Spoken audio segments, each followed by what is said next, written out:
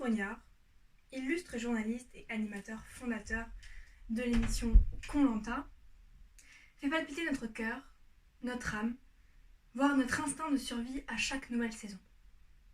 Quand il nous dit, fermement anéantissant l'âtre du flambeau d'un aventurier, cette sentence est irrévocable. Je sais bien que je le cite terriblement mal, mais j'aimerais remettre en cause cette affirmation avec vous. La sentence est-elle réellement irrévocable?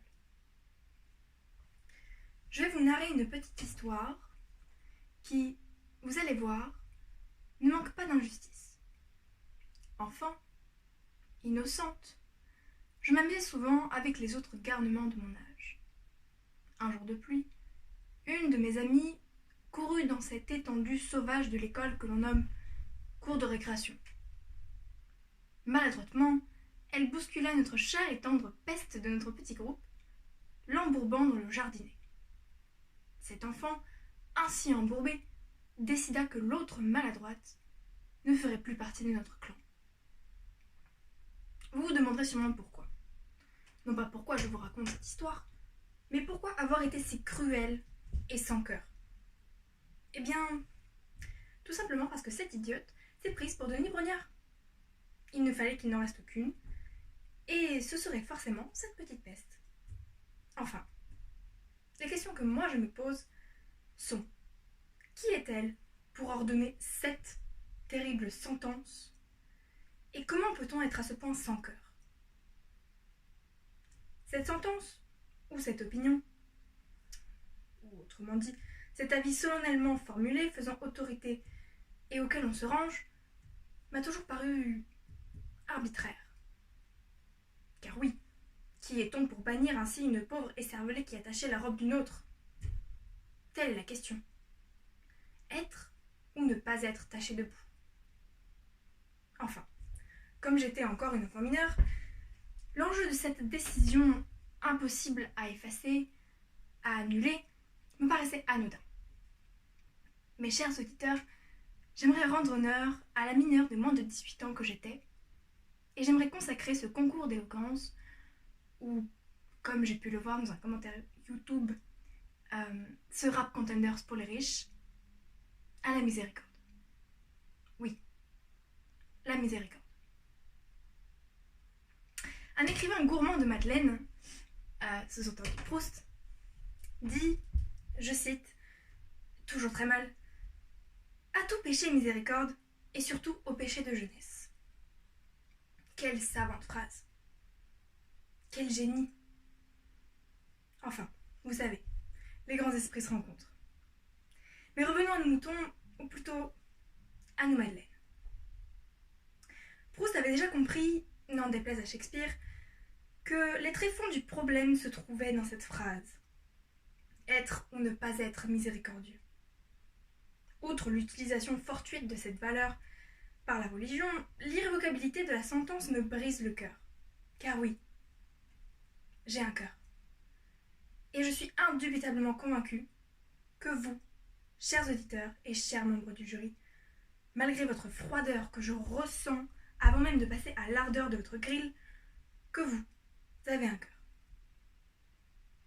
Et sinon, je suis désolée, je ne fais pas de miracle, allez demander ça à quelqu'un d'autre. Dès lors, repensez à votre enfance, mauvaise liaison, et remémorez-vous ce sentiment d'injustice que vous avez ressenti et que vous pouvez, grâce à votre super pouvoir d'empathie,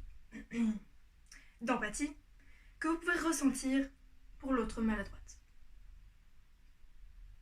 Quoi de pire que l'injustice pour un enfant? Et oui, j'ose le confesser, le déclarer, l'affirmer et même en témoigner. L'injustice est le pire pour un enfant. Quel est le lien, me direz-vous? Le lien, le voici. Si la sentence était irrévocable, toutes les injustices ne seraient jamais corrigées. Si Montesquieu avance que le juge est la bouche de la loi, cette personne ne peut pas être un citoyen intelligent ou un compatriote lambda. Oui, je sais, ce jeu de mots est très facile, et pourtant il emporte toujours mon affection. Que voulez-vous? On ne se refait pas. Le juge se doit donc d'être neutre, objectif, impartial. Il ne peut être mu et influencé dans l'édiction de sa sentence par l'émotion. Or, n'est-ce pas ce que font beaucoup d'aventuriers dans cette espèce de jeu de survie aux Caraïbes, ou ce qu'a fait cette péripatéticienne de primaire? J'ai bien dit de primaire et pas de première. Nonobstant, si cette sentence avait été édictée par un juge, je comprendrais son caractère immuable. Enfin, cela reste relatif. En tant qu'étudiante en droit, je me dois, avec tout le respect que je vous porte, de vous rappeler le système juridique en France. À vos crayons? Prêts? Partez. Lorsqu'un tribunal de première instance rend une décision de justice, une des deux parties impliquées dans le litige peut faire appel en cour d'appel. Ils ne se sont effectivement pas foulés pour l'appellation, je suis d'accord avec vous. La cour d'appel rend elle aussi un jugement, ou aussi dit un arrêt dans notre jargon juridique, et là, la cour de cassation peut remettre en cause ce jugement en renvoyant le litige devant une autre cour d'appel. Et puisque c'est bien connu, les blagues les plus longues sont toujours celles des étudiants de droit, le litige peut faire cet aller-retour entre la cour d'appel et la cour de cassation plusieurs fois. Tout ça pour vous dire qu'il y a tout de même, si besoin, plusieurs acteurs à différents niveaux pour rendre justice. En tout cas, c'est comme ça en France. Par conséquent, même notre adoré Denis Brognard, quand bien même son ramage se rapporterait à son plumage pauvre et sel, disons-le, n'est pas l'hôte de Koh-Lanta. D'ailleurs, cela se voit très bien que ce bannissement n'est pas irrévocable, puisque l'année suivante ou quelques années suivantes, nous y voyons une foule d'anciens aventuriers revenus pour être, à la majorité, éliminés de nouveau. Alors bon, je me permets de remettre en doute les paroles de notre animateur préféré de TF1. J'en fais maintenant appel à votre âme d'enfant, chers auditeurs et chers jurys. Vous qui me regardez de l'autre côté de cet écran.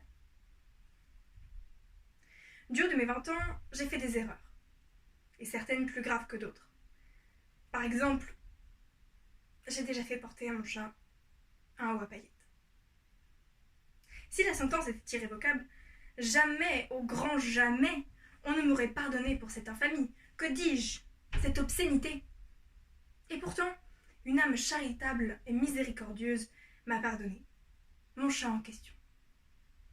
Vous conviendrez de la joie que j'ai ressentie quand, le soir, il est venu se lever dans mon cou. Loin de moi l'idée de vous comparer à un chat, aussi merveilleux soit-il, mais je pense que cela nous est arrivé à tous de blâmer une personne de ses actes, mais finalement de lui pardonner parce que l'on comprend, parce qu'il nous est arrivé la même chose par la suite. Et inversement, je suis certaine que vous avez déjà été pardonné pour vos erreurs, aussi graves soient-elles, comme faire porter à son chat un haut à paillettes. Alors oui, j'ai envie d'y croire. J'ai envie de croire que la sentence n'est pas irrévocable, que la miséricorde des péchés de jeunesse ou de tout âge est possible, et qu'en vertu du système juridique français, sur lequel vous avez pris bonne note, j'en suis sûre, il y a une possibilité de révision de ce jugement.